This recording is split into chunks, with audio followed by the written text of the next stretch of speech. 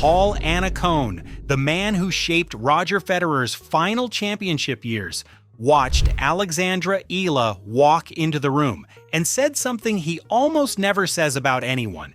That sentence alone should stop you, because Annacone doesn't speak in superlatives. He speaks in precision, and what he said about Eala on the Tennis Channel has quietly redrawn the map of what the WTA looks like in 2026. She just has an amazing spirit. I mean, the way she fought through that match. And look, it's one thing to win a bunch of big matches in a row. You see the leg taped up. You see her playing a terrific player like Jessica Pegula.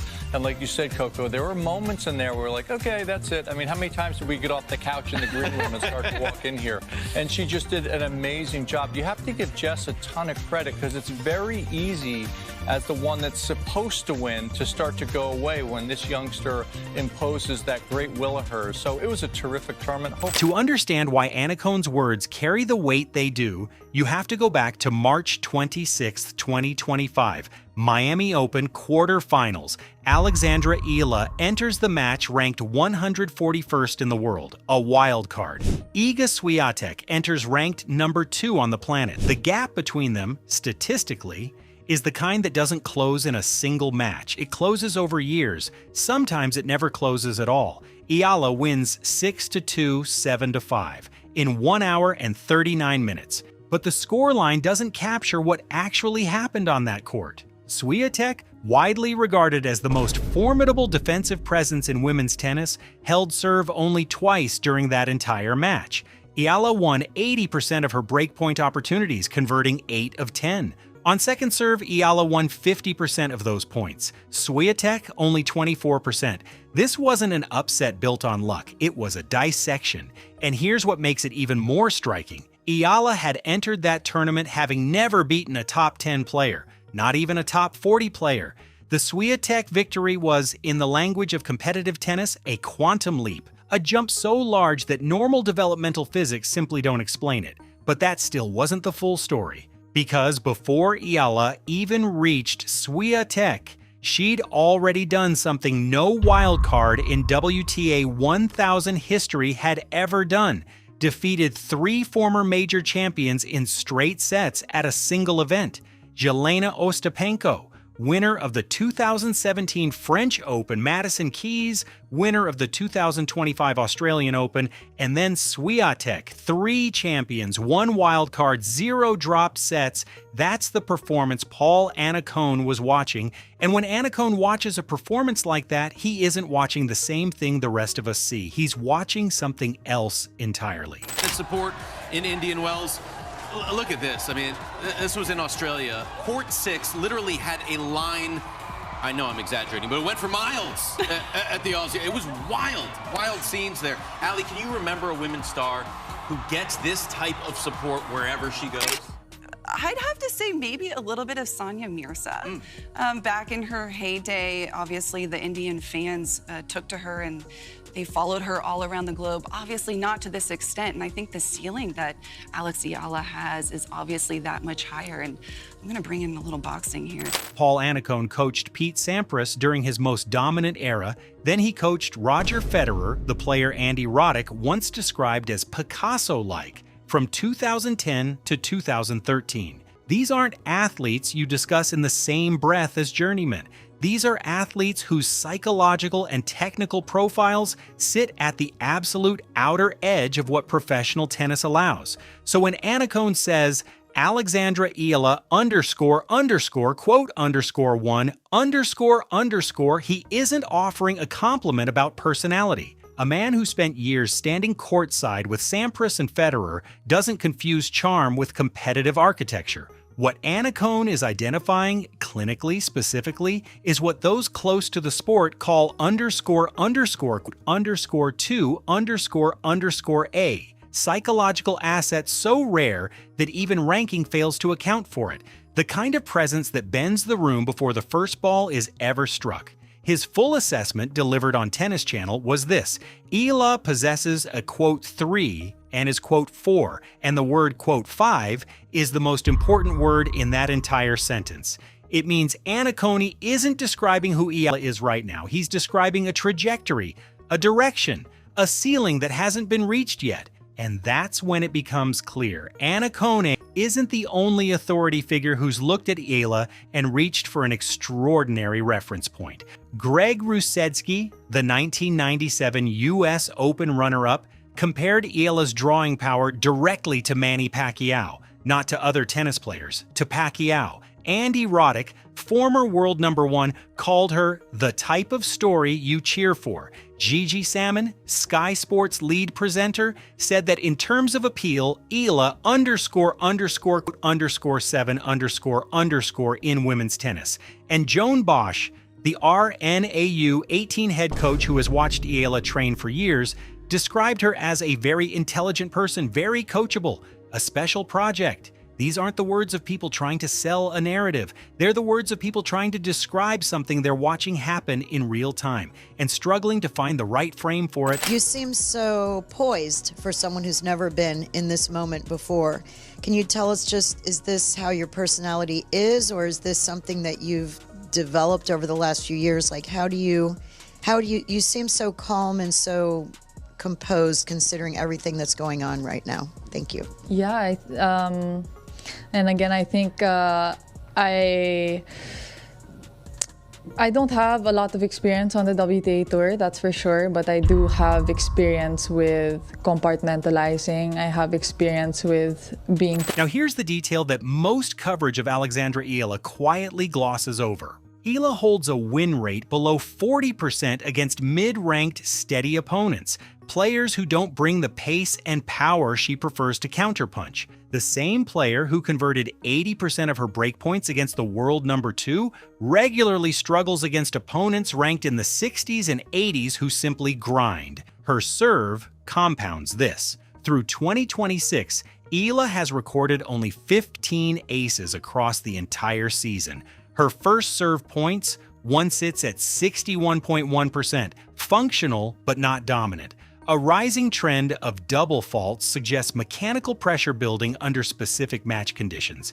In plain terms, her service game is a liability. What this means is that Eala is not yet a complete player. She's an elite counterpuncher with a left-handed forehand that creates tactical problems no right-handed opponent can solve with standard patterns, but she's still a player whose ceiling depends heavily on what opponents give her. Paul Annacone knows this, Joan Bosch knows this, and the reason Tony Nadal is now personally integrated into Eala's coaching structure at the Rafa Nadal Academy in Mallorca is precisely because of that gap. Eala herself described working with Tony Nadal as surreal. The work, she said, involves refining, feeling the ball, and improving lateral sliding patterns on clay, movements that don't come naturally from the hard court game she built her career on. The European clay swing has now begun. Her entry into the Stuttgart Open, secured after Zheng Qinwen withdrew through injury, is the first real test of whether that work is translating. The question was never whether Eala could beat Swiatek. She already did.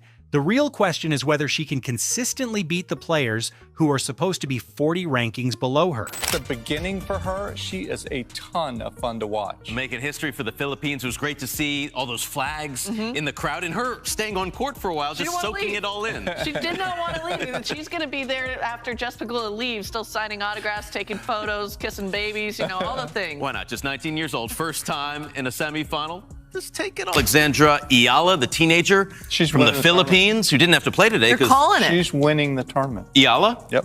Oh, wow. Why do you say that? Mic drop from Annacone. I don't have to elaborate.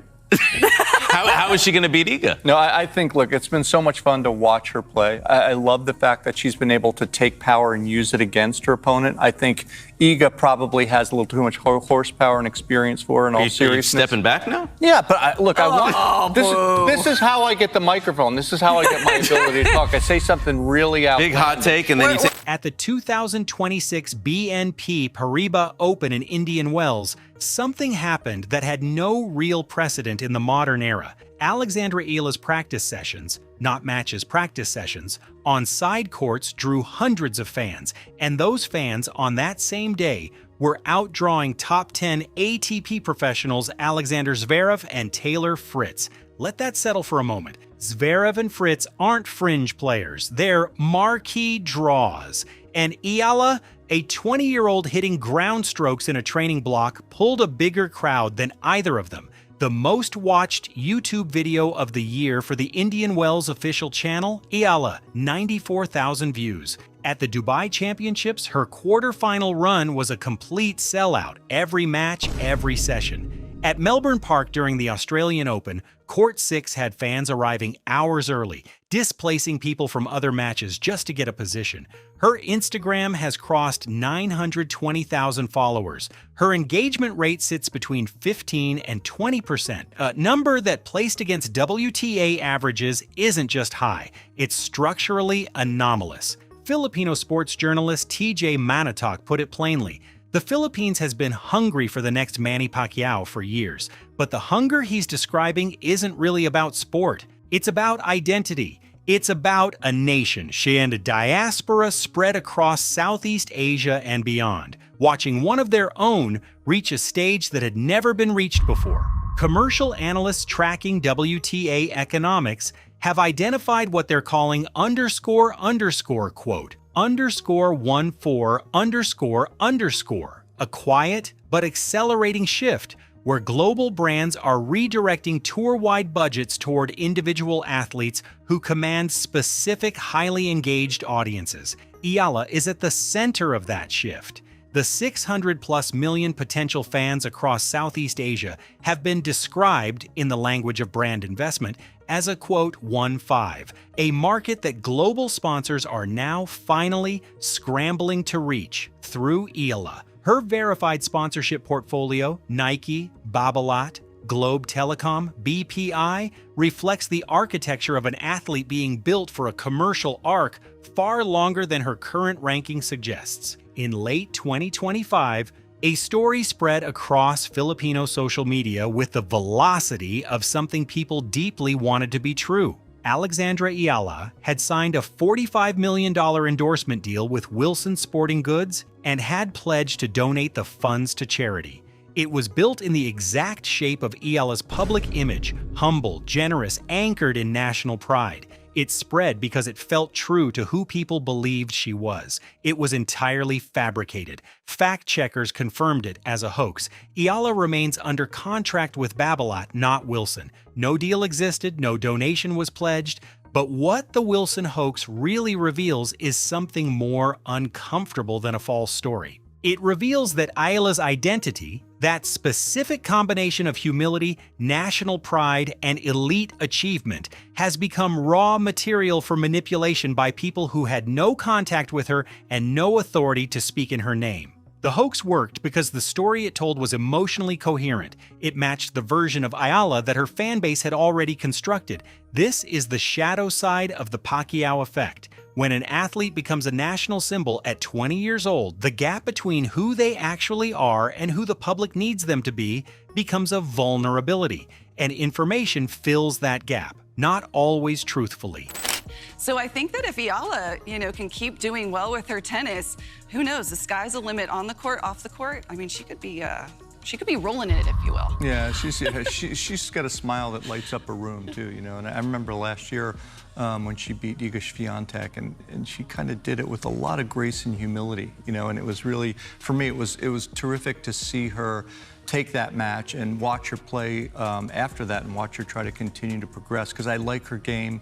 Obviously she wants to get better than where she is now, the 32 in the world, but she's got a lot of good hand-eye coordination. Bill is coming to an end. He was looking like such a genius out here, but it was really admirable to see a youngster really step up to the challenge. It looked like she was fading away physically towards the start of that second set, but she fought back, and the fight is something that we're going to constantly see for years to come. This is the story that almost never gets told alongside the highlights. At the 2026 Australian Open on Court 6, Alexandra Eala was playing Alicia Parks, and the crowd, overwhelmingly Filipino, overwhelmingly new to professional tennis, overwhelmingly there because of Eala, was cheering for Alicia Parks' double faults, cheering when Parks made unforced errors. The kind of crowd behavior that in the codified etiquette of professional tennis is a violation.